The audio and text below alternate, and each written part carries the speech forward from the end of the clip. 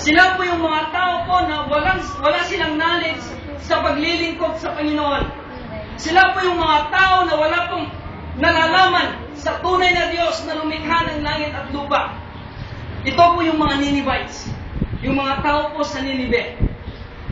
Sa araw po na ito, gusto ko pong kayong dalhin sa title po na The Benefit of Repentance, or ang benepisyo ng pagsisisi. Hindi ibig sabihin kung Kristiyano na po tayo, hindi na po tayo magsisi. Ano? Sino po ba ang Kristiyano na hindi po nagsisisi? Lahat po tayo. Parte po ng buhay po natin yan. Yung paglilingkod po natin sa Panginoon, kailangan din po natin magsisi sa ating kasalanan. Dahil araw-araw po ay patuloy po tayong nagsisisi. Pero ang question ko po ngayon, ano po ba yung benepisyo ng pagsisisi? Ano po ba yung benepisyo po ng pagsisisi? Naiintindihan niyo po ba yung Tagalog ko? Medyo nabubulol po ako. Meron po akong 3 punto at hindi po ako magtatagal na magsalita. Mga 1 hour lang siguro. Una po ay, ang benepisyo ng pagsisisi ay pribilehyo. Kung sabihin po natin na pribilehyo ay pagkakataon. Pagkakataon, mga kapatid. Nung tinawag po ng Diyos si Jonah na pumunta po sa lugar po ng Ninive, pumunta ka sa lugar ng Ninive at ipahayag mo ang salita ko, sabi po ng Panginoon. Pero alam niyo po, ang ginawa po ni Jonah, hindi po siya sumunod sa Panginoon. Imbes po na pupunta sa lugar po ng Ninive, patungo po siya sa lugar po ng Tarsis. Nag-disobey po siya sa Panginoon. To make this story short, mga kapatid, nung andun po sila sa kalagitnaan po ng dagat, nagpadala po ng Panginoon ng napalakas na bagyo. Nasusundan niyo po ba yung istorya? Nabasa niyo na po ba itong libro na ito ng Jonah? Nagpadala po ng Diyos ng napakalakas na bagyo. At alam niyo po, yung mga tripulante, yung mga kapitan, talagang natatakot na. Hindi na nila alam ang kanilang gagawin. Alam niyo po, si Jonah natutulog po sa baba po ng barko. Nakita po ng kapitan. At ang sabi niya, ano ang ginagawa mo rito? Sino ka? Saan ka nang galing? Sabi po ng kapitan. Sabi po ni Jonah, ako isang Hebreo. Naglilingkod ako sa tunay na Diyos. Naglilingkod ako sa lumikha ng langit at lupa. Pero hindi ako sumunod sa utos ng Diyos. Natakot po yung kapitan. Natakot po yung mga kasama po nila sa loob po ng barko ngayon. Tapos ang sabi po nila, ano ang gagawin namin sa iyo? Nagpalubunatan po sila. Nagpalubunatan po sila kung sino po yung may kasalanan. Ang nabunot po nila, si Jonah. Anong gagawin namin sa iyo? Sabi ni Jonah, itapon ninyo ako sa tubig at ang tubig ay kakalma. Mga kapatid, ang tao na hindi sumusunod sa gusto po ng Diyos, meron pong kapahamakan sa kanyang buhay. Ang tao na hindi sumusunod sa Panginoon, merong kapahamakan sa kanyang buhay. Praise the Lord. Salamat sa Panginoon dahil sumunod po tayo sa Panginoon. Salamat sa Panginoon dahil mayroong mga Kristiyano na katulad po natin na naglilingkod po sa Panginoon. Praise God. Hindi po nagtatapos po yung buhay po ni Jonah doon. Hindi po siya namatay. May awa pa po ang Diyos. Dahil ang Diyos po ay mapagmahal. Ang Diyos po ay mapagpatawad. Pinadala po ng Diyos ang isang napakalaking isda at nilamon po si Jonah. To make this story short, mga kapatid, si Jonah ay andun po sa tiyan po ng napakalaking isda. 3 days and 3 nights po nandun po siya sa loob po ng tiyan na isda. At alam niyo po ang kanyang ginawa? Na-realize po niya yung kanyang ginawa na hindi po pagsunod sa Panginoon. Nagsisi siya sa kanyang kasalanan. Humingi siya ng tawad sa Panginoon at nagpuri po siya sa Panginoon, mga kapatid. Gusto ko nga po na i-emphasize po ito sa inyo, ang pagpupuri sa Panginoon. Ang pagpupuri sa Panginoon, mga kapatid, hindi po sayang. Ang pagpupuri po at pagsamba po sa Panginoon, hindi po sayang. Ang church po na ito, ang church po na ito, kahit ganito pa po, ay talagang nakikita po na meron pong kagalakan sa bawat isa po sa atin na nagpupuri sa Panginoon. Pero pag ang church po na ito, kahit the aircon man, kahit maraming electric fan, merong mga, anong tawag doon, yung tiles or yung isa pastor, yung carpet. Kahit merong carpet ito, kung wala ni isa man sa inyo na pupunta dito na magpuri sa Panginoon, yun po ay sayang. Kung hindi po natin papurihan ang Panginoon bilang papuri sa Kanya, mga kapatid, ito po ay sayang. Gaano man yung buhay mo, mga kapatid, kung ikaw man ay graduate sa anumang bagay, sa napakalaking course, mga kapatid, ikaw man ay teacher, judge man, engineer, kung hindi mo i-acknowledge ang Panginoon na ito'y gumawa ng lahat ng bagay para sa iyo, ito po ay sayang. Sabi po ng salita po ng Diyos, kung walang magpupuri, kung walang magpupuri, mga kapatid, ang bato ang sisigaw ng papuri sa Panginoon. Ang bato ang sisigaw ng papuri sa Panginoon. Sabi po ng Psalms, in everything that has breath, praise the Lord. Meron po ba tayong hininga?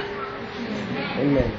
Kung meron po tayong hininga, gamitin po natin ito para sa papurihan po ng ating Panginoon. Praise the Lord. Amen. Mga kapatid, binigyan po ng chance si Jonah ng Diyos. Binigyan po ng Diyos si Jonah ng chance. Nilungal po ng malaking isda si Jonah sa dapit po, dapit ba? Gilid po ng dagat. At alam niyo po, ang ginawa po ni Jonah, hindi po niya inaksaya yung second chance po na yun. Kinuha po niya yung privilegyo na yun. Kinuha po niya yung pagkakataon po na yun upang ipahayag yung salita po ng Diyos sa lugar po ng Ninive. Kinuha po niya yung chance po na yun upang ipahayag po yung salita po ng Diyos na dapat po silang magsisi. Dahil ang mga tao po sa Ninive, hindi po sila kumikilala sa Panginoon. They faithfully obey the Lord, mga kapatid. They faithfully preach the Word of God. At alam niyo po ang nangyari, mga kapatid. Nung ipinahayag po ni Jonah yung salita po ng Diyos na dapat po silang magsisi, naniwala po sila. Humingi sila ng tawad sa Panginoon. Humingi sila ng mga kapatid ng pagsisisi sa Panginoon. Kung minsan ay hindi pasunod sa Panginoon, mga kapatid, dinadala po tayo sa pagkakasala. Ang hindi pagsunod sa Panginoon, dinadala po tayo sa pagkakasala. Sabi ng Diyos, kina Eva at Adan, huwag niyong kainin yung puno sa gitna ng garden ng Eden. Pero ano pong ginawa nila?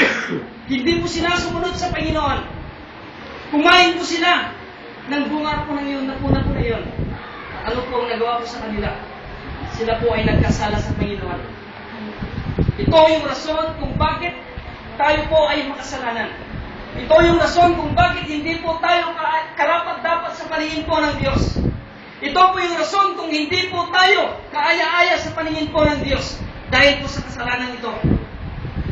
Alam niyo po, ang kasalanan, pag ito po, pag ang pamilya ay nasira dahil sa kasalanan, magigiba ang pamilya. Magigiba, mawawasak ang pamilya. Kung ang dahilan ay kasalanan. Tama po ba, mga kapatid? Praise the Lord. Ito yung rason kung bakit hindi po tayo karapat-dapat po sa paningin po ng Panginoon. Ito po yung mahadlang sa paglapit po natin sa Panginoon. Kung bakit hindi po tayo nakakalapit sa Panginoon? Dahil meron po kasalanan. Halimbawa po, mga kapatid, itong libro ito, nakasulat po dito ang ating mga kasalanan. Pag ang libro ito, mga kapatid, nakasulat po dito ang kasalanan. Ito po ang Diyos. Ito po tayo. Nakapataw po ang kasalanan. Anumang lapit po natin sa Panginoon, hindi po tayo makakalapit dahil meron pong kasalanan na umahadlang po sa atin. Ano? Ito yung rason kung bakit hindi po tayo nakakalapit po sa Panginoon.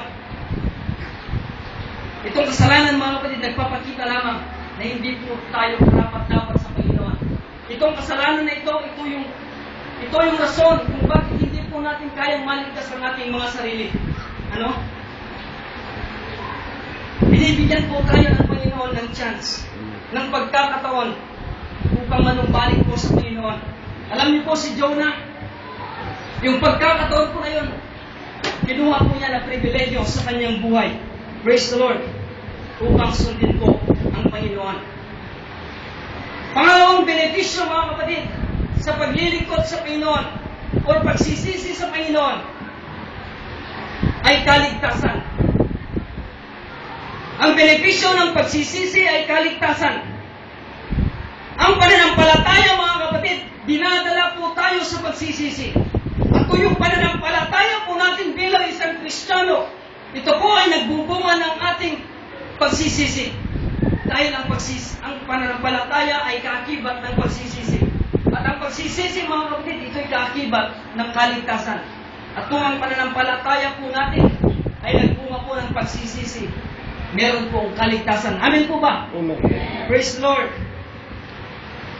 Sinasabi po ni James sa chapter 2 verse 26, ang pananampalatayang walang gawa ay patay.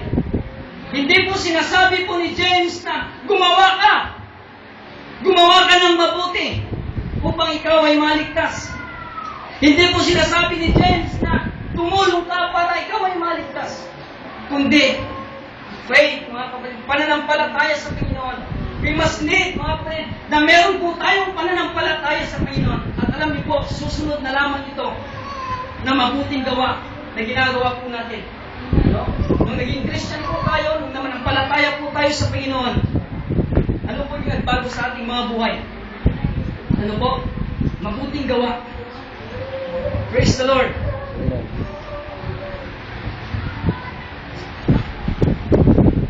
Faith is the key to enter and experience eternal life.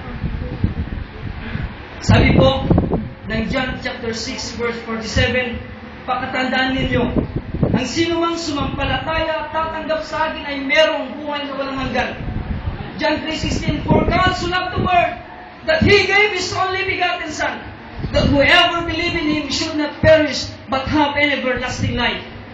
Tayong mga Kristiyano, nung sumampalataya po tayo sa Panginoon, nung tinanggap po natin siya bilang Ginoo at bilang manluluwas po natin sa ating kinabuhi, meron po tayong buhay na walang hanggan. Amen po ba? Praise the Lord.